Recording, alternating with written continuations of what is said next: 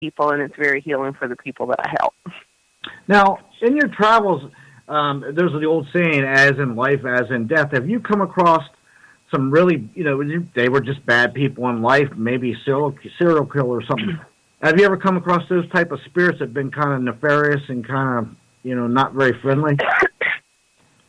Well, I've only had one guy really that kind of like freaked me out because he hadn't made a transition, and later on he had made that transition about a year later when the person who came in to get a reading had come in, and he was so different, but he was so full of anger when I talked to him. He just kept repeating a bad word over and over and over again, and so I just ceased the communication and the reading. And he was angry. He committed suicide. He killed his dog in a truck. I call him Red Truck. That's what I call him when I refer to a red truck guy. But then, like a year later, his, I guess, fiance or whatever at the time, I don't even remember. She'd walk by me today, and I wouldn't know who she was. But she came in a year later, and he was so different. And I said, wait, this is Red Truck guy. And she's like, yeah.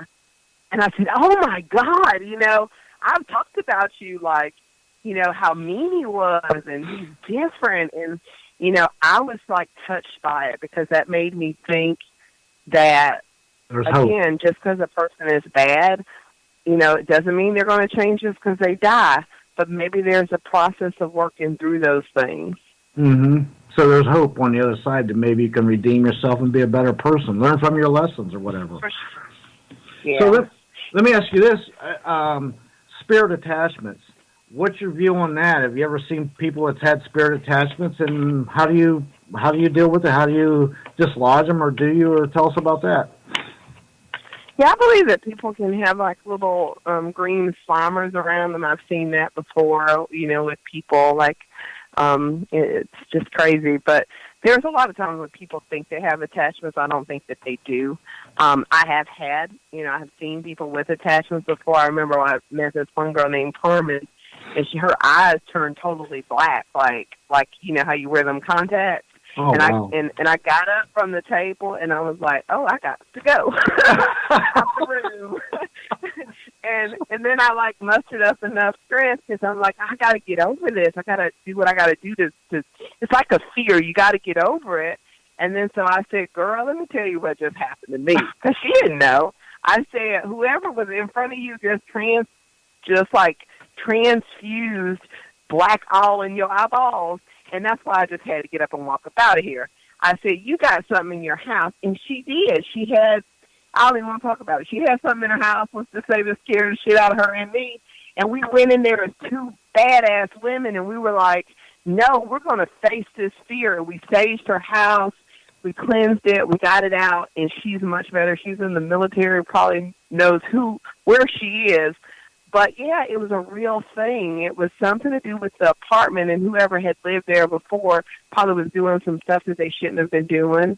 And I'm all about all kind of religions, but there are some things that people do that bring in negativity. And then you move into that space and you start acting crazy and, want to do all these things that's not normal just because you're kind of seeing these things. So that's kind of how I met her. She was seeing this entity, and I'm like, oh my God, yeah, I see it too. And then her eyes went black. I'm like, girl, I gotta go. that must have been I was going to say she's still sitting there waiting on you, but you went back in and talked to her. So that must have been it took me a minute. I'm not gonna lie, it took me a minute to muster up the courage, because I was like, I know this is a test and I got to get through it. Yeah, that must have been a real conversation starter when you went back in there. Like, oh, by the way, your eyes went all black when I was looking at you. Wow. Oh, my. So anyway, you both went in there and took care of the problem, right? From what you're saying. Yeah, I think there are a lot of people who say, hey, I'll come to your house and clean your space. But it's your space. To me, it's still a lesson. There's something in it that you got to learn. So you need to be a part of the process. I don't recommend going to people's houses and clearing them for them. I recommend you teaching them how to clear their house with them, so that you give them a tool if something happens again, because she's mediumistic, and she's very just like me, so she's going to attract things. And if she's in another country or city, she needs to know how to do these things herself. So I always recommend, even if you get somebody to come out and clear your space, let them teach you what to do, not do it for you. Right, or at least get them involved and let them know what's going on, and then do you ever follow up, like a little, kind of counsel them a little bit and follow up and continue, maybe help them sometimes? No, because I'm all about like self-help, and I'm all about, once you fix the problem, then you got to work on if you created the problem, what you did to bring it, and how to keep your space clear. Just as I have to, it's like a ritual of, keep it like if you cook fish once a month and it's going to stink, you might have to, put the pot outside, or you might have to use some Febreze.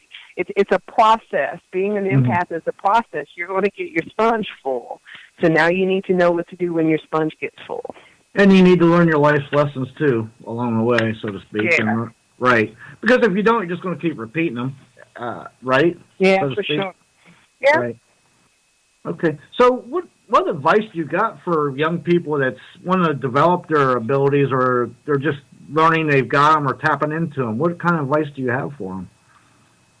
First thing is make sure you're in a good place. I mean, if you are like drinking or doing any kind of like crazy drugs, or you're emotionally not in a good place, don't open up right now, because what you're going to find is you're going to attract everything that you're doing and what's the vibration that you have at the current time. So if you're high vibing, trying to get your life together, doing some meditation, trying to like help others, or help yourself, like you say, grow and kind of learn the life lessons, that's a good place to start. I always recommend cleanse the space, so you can start with a positive white slate. Create protections in your place. Create your sacred sanctuary. Put love and the intent to heal and to help in there. And then, find things online. A lot of people want to spend money and buy books or CD sets. There's so much. There's a wealth of information online. I even have the psychicschoolhouse.com that takes you to a Facebook group. But, we'll start having classes hopefully really soon, and different instructors teaching things. But there's so much online that's free, and you can try something. If you don't like it, try something else. But I definitely recommend learning to meditate, and the guided meditations work really well. The ones where you just kind of listen and they walk you through something, they usually work really well for busy-minded people. And speaking of meditations, what advice do you give them, because there are so many different types, what advice do you give to young people or new people starting out with meditation? What would be your advice on that? My advice would be remember music. I mean, remember music. Music can put you in a meditative state, and it I love music. I listen to music almost more than I watch TV, but find something that kind of gives you the same vibe as music does. So if you're listening to a meditation and his or her voice is like,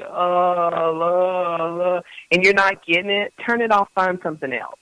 Because if a song resonates with you, the meditation should resonate with you too. You can use songs as meditation. You don't have to do the guided meditation. You can walk and do meditation. You can do yoga and do meditation. I like to listen to the ocean. Sometimes there's things online where you can listen to like 5 hours of the ocean. You can listen to crystal bowls, and you can just sit and listen to that. That works really well too, because it's a high frequency and helps you get to la-la land quicker. But there's so many meditations. Find out which one works for you best, whether it's a guided meditation, where it's a progressive relaxation meditation, whether it's, like I said, some type of music-based thing. Okay. And what's your advice for best ways to raise your vibrations, things that people can do or eat? Well, for me, I don't, there are foods like people could say vegetarian, go all vegan or vegetarian. I don't really, say that there's a food, obviously vegetables and fruits, I guess, but, I think the biggest thing to learn to raise the vibration is just prayer, thought, and music is a real good one. And just surrounding yourself by a specific intent or love, laughter, and those type of things are the highest raising of the vibes. Okay. And look, what is your opinion or your advice on these people? I see it all the time online. I want to open my third eye. I want to open my third eye. What do you say about that? What's your opinion on that one? Okay, open the third eye, yeah, for sure. But what are you going to do with it? You know, have an intent. I mean, just don't, like, you know, it's good to have an intent to do your thing to help yourself. But if you're just wanting to play around like Charmed and you want to, you know, open up something because you want to see a ghost or you want to summon the demon or whatever these people are thinking they're doing, have a good intent. If you want to open it because you're trying to better live or have more insight for your life, then yes. But if not, it's probably better that it stays the way it is, because if you have no intent for it, I mean, why open it? You know, really. I mean, there's no reason to really open the door unless you're going to do something with it or listen to the guidance you get. Mm-hmm. Yeah, I'm just curious about it because I see it all the time. I always think, be careful what you wish for or what you want. you know, and like you said, what's your intent? Exactly. So what do you got coming up? What's in your future? Well, let's see. I've got psychic development class coming up in February, an expo coming up in June. Probably going to be going to Atlanta really soon. I don't know the date, to do some readings at a store there, and probably some additional travel coming up, hopefully. How about, you still do Paracons? You do anything like that? Say that one more time. Those Paracons. You ever go to the Paracons, or you just do? It's kind of crazy. I've been getting a lot of emails about the one that I did here, and we're thinking about. We haven't 100% concretely announced, but we're thinking about bringing that back in August of this year. So. Mm-hmm. And do you have any investigations lined up that you're going to help some teams in the future that you know of, or nothing yet? The store that I'm at now, he's been working with the paranormal team, so more than likely I'll be touching base with them. I always welcome anything with Richard Johnson and Bellevue Paranormal in town. We've worked with them and Ghost Hunters of the South in Alabama. So basically, I'm open. I'm open. Okay. And when you do that, do you remote view it before you go there, and then get a reading, or how do you give us a little run through how that works with you? Yeah, I'm definitely going to remote view it before I go, just to make sure it's worth the time. Because a lot of times, like I had a lady call me, it's like, I live on all these acres and they're haunted, and all this stuff is happening to me. And I'm like, are you the only person, that it's happening to? Yeah. So I remote viewed it, and there was nothing there. So I would have drove 5 hours for nothing. You know what I'm saying? So I didn't refer the team. Well, I referred a team to her, but I think that guy went out and he was like the same thing. He couldn't get any evidence. So we kind of figured there was a little bit of psychological things going on with her, and I referred her to get some help. But yeah, so with the team, like when they get those calls, I like to remote view it first and look at it and see if it's interesting. And if it is, like, I'm all for it. I'm down. And then I go and I do my thing, and I don't listen to the family and all the story, because I go in as like a skeptic. I want to like learn the lesson myself. And then it's validating for them, because if they feel this, I can say, okay, this is what I got. Now tell me, does this resonate with what you got? And so then they feel more validated in their argument or their complaint, because I went in fresh without no knowledge. Right. And have you ever found that maybe high EMF or they're on a land that's got a lot of quartz or something, or running water or something else that maybe affect them, high carbon monoxide or something like that maybe make them see things that maybe aren't really there? Have you ever found that in your travels? I found it both ways. I found it where it's magnifying and creating things that we wish were not there. And I've also found, too, where it's, creating, like almost a feeling somebody's watching them, but nobody's really truly watching them. So it's both ways. Wow. Yeah, and like you said, hey, if it can save 5-hour trip to get there, and then, as far as investigating, it's not like on TV. Most of it sitting in the dark, asking questions and looking